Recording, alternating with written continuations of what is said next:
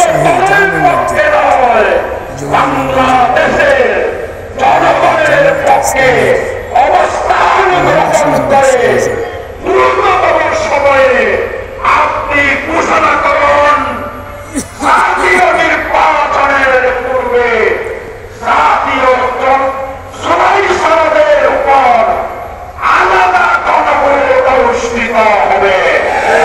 আপনি দেখবেন বাংলাদেশের টেকনাফ থেকে তেতুলিয়া আপনার এই সিদ্ধান্তকে স্বাগত জানিয়ে রাজপথ ভরপুর হয়ে যাবে সেদিন। সেই দৃশ্য দেখার জন্য আমরা সেই ঘোষণা দেওয়ার দাবি জানাচ্ছি। শেষ কথা বলতে চাই, আওয়ামী লীগ নেই।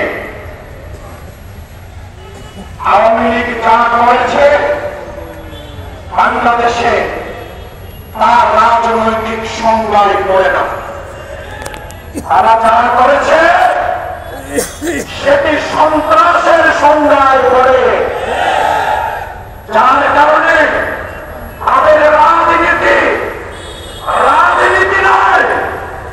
বাংলাদেশের আওয়ামী লীগ এবং ছাত্রলীগ সব থেকে বড় জঙ্গি সংগঠন হিসাবে পরিচিত। কোন জঙ্গিকে বাংলাদেশের মানুষ আর রাজনীতির পথে আসতে দিবে না। বড় দল থাকে বিএনপি। আপনারা সংস্কার প্রক্রিয়ায় অত্যন্ত সক্রিয় ছিলেন, সব জায়গায় উপস্থিত ছিলেন, কিন্তু আজকে এই সংস্কার প্রক্রিয়াকে বাধাগ্রস্ত করে মানুষ বুঝতে পেরেছে এই সংস্কারের পরিবর্তে আপনাদের দলীয় দেয়া ৩১ দফা নিয়ে আপনারা আগামীর বাংলাদেশ পরিচালনা করতে চান। এই ৩১ দফা এখানে কি আছে বাংলাদেশের মানুষ দেখেছে। আপনাদেরকে আমরা আহ্বান জানাই, এই ৩১ দফায় দেশের স্বার্থে যা আছে তাকে আমরা স্বাগত জানাই। আর মৌলিক সংস্কারের জন্য জাতির সামনে আগামীর বাংলাদেশের যেই রূপরেখ দেওয়া হয়েছে এটির সাথেও আপনাদেরকে একাত্মতা ঘোষণা করতে হবে। সংগ্রামী ভাইসব, আসন্ন জাতীয় নির্বাচনে এই ষড়যন্ত্রের পিছনে কারণ হচ্ছে বাংলার তারুণ্য, বাংলার যুবক, বাংলার খেটে খাওয়া মানুষ তাই বাংলার পক্ষে ঐক্যবদ্ধ হয়েছে। বাংলাদেশের টেকনাফ থেকে তেতুলিয়ার বিরুদ্ধে আওয়াজ উঠেছে, আমরা সালাবাসকে ভোট দেব না। আওয়াজ উঠেছে, আমরা লুটেরাদেরকে ভোট দেব না।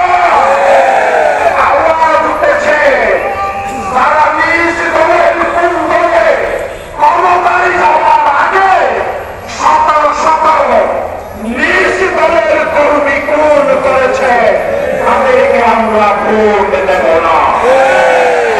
দাঁড়িপাল্লা সহ ইসলামী শক্তির আগামী নির্বাচনে গণজোয়ার থেকে দুশ্মনদের সাথে হাত মিলিয়ে আজকে যে ষড়যন্ত্র করা হচ্ছে, বাংলার মানুষ এই ষড়যন্ত্র রুখে দিয়ে আধিপত্যবাদের বিরুদ্ধে বাংলাদেশের শাসন কাঠামোকে নতুন করে সাজাবে ইনশাআল্লাহ।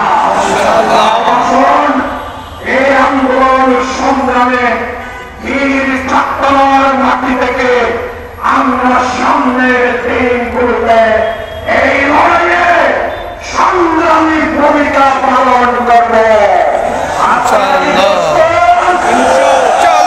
আমরা সামনের দিকে